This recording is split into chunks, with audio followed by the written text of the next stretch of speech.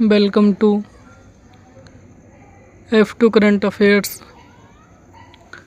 आज 11 मार्च 2026 से जितने भी करंट अफेयर के क्वेश्चन बनेंगे आज हम इस वीडियो में डिस्कस करेंगे। वीडियो को ध्यान से देखना क्योंकि क्वेश्चन से रिलेटेड जितने भी एक्स्ट्रा फैक्ट होंगे मैं आपको बताऊंगा। चलते हैं क्वेश्चन पर।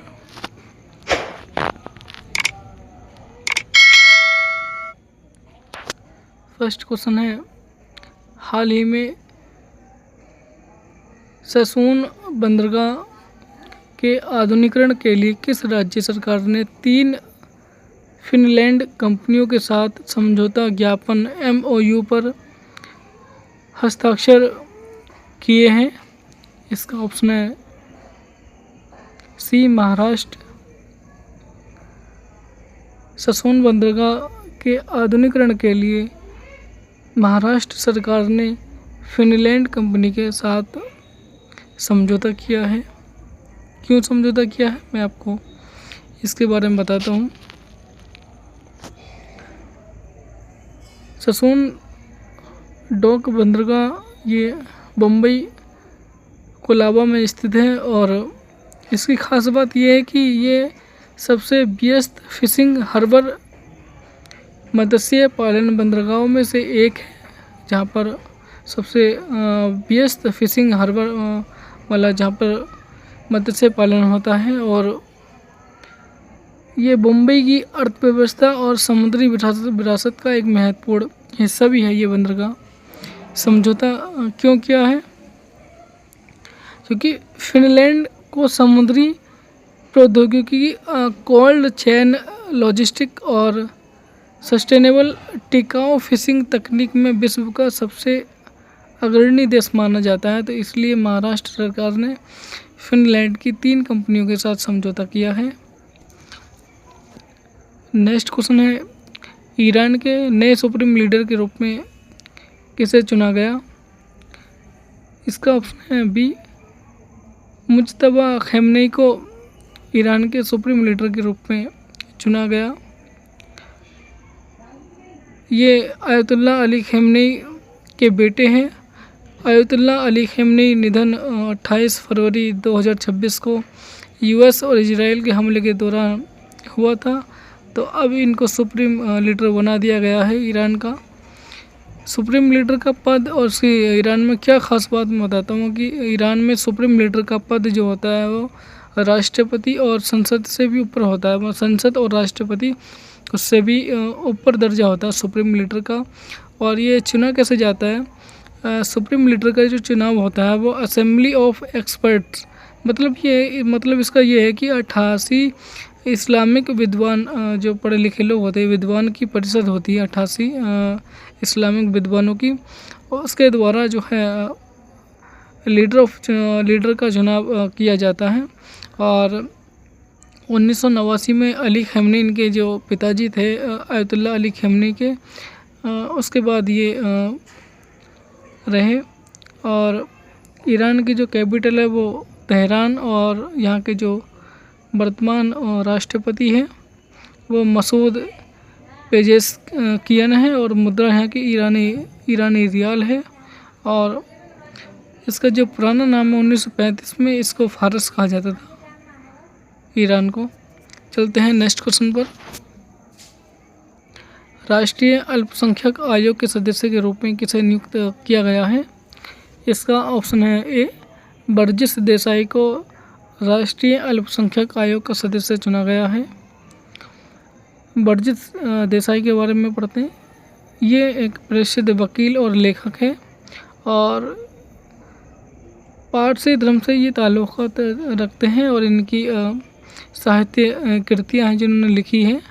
मोदी मिशन, प्रधानमंत्री मोदी के जीवन और नेतृत्व पर आधारित ये पुस्तक है। और एक पुस्तक है ओहो दोज परसिस द बाबाजी। अन्य प्रमुख इनकी और भी है।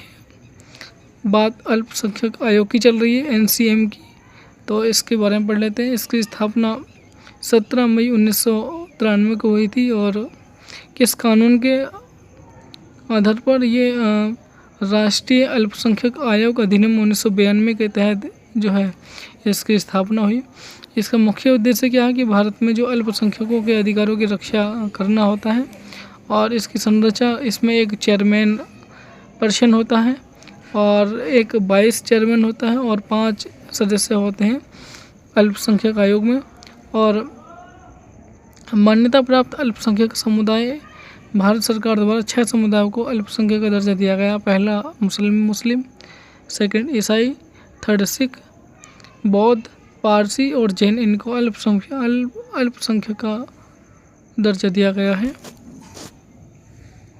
नेक्स्ट क्वेश्चन है, महिलाओं की स्थिति पर आयोग CSW के 70वें सत्र में भारत का प्रतिनिधित्व कौन करेगा? इसका ऑप्शन है बी, सावित्री ठाकुर। ये महिलाओं की स्थिति पर आयोग CSW के 70वें सत्र में भारत का प्रतिनिधित्व करेंगी। मार्च 2026 के आम चुनावों के बाद नेपाल के नए प्रधानमंत्री कौन बनेंगे?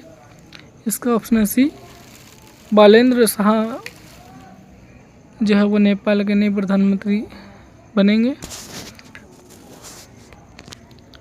नेक्स्ट क्वेश्चन है, हाल ही में किसने दार्जिलिंग के ऐतिहासिक दरबार हॉल में दार्जिलिंग हिल फेस्टिवल का उद्घाटन किया है? इसका ऑप्शन है बी, द्रौपदी मुर्मू ने, जो हमारे राष्ट्रपति हैं, उन्होंने दरबार हॉल में दार्जिलिंग हिल फेस्टिवल का उद्घाटन किया है। इसकी विशेषता यह है कि कार्यक्रम के दौरान दरबार हॉल का नाम बदलकर, जो दरबार हॉल है उसका नाम बदलकर लोक भवन करने की घोषणा की गई है, और यह नाम परिवर्तन इसे सार्वजनिक, सांस्कृतिक और सामुदायिक स्थान के रूप में एक नई पहचान देने के लिए किया गया है।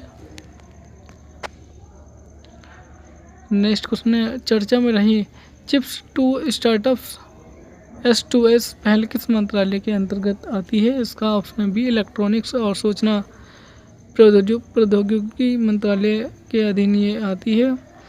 इसका उद्देश्य क्या है कि सेमीकंडक्टर डिजाइन के क्षेत्र में स्टार्टअप्स को बढ़ावा देना है, और भारत का एक सेमीकंडक्टर हब बनाने के लिए 85,000 प्रशिक्षित पेशेवरों को तैयार करने का लक्ष्य इस योजना का हिस्सा बनेगा।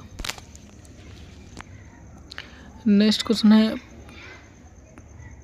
प्राग इंटरनेशनल शतरंज महोत्सव 2026 के चैलेंजर्स वर्ग में किस भारतीय महिला खिलाड़ी ने तीसरा स्थान हासिल किया है? इसका ऑप्शन है बी, दिव्या देशमुख ने प्राग इंटरनेशनल शतरंज महोत्सव 2026 चैलेंजर्स वर्ग में तीसरा स्थान प्राप्त किया है।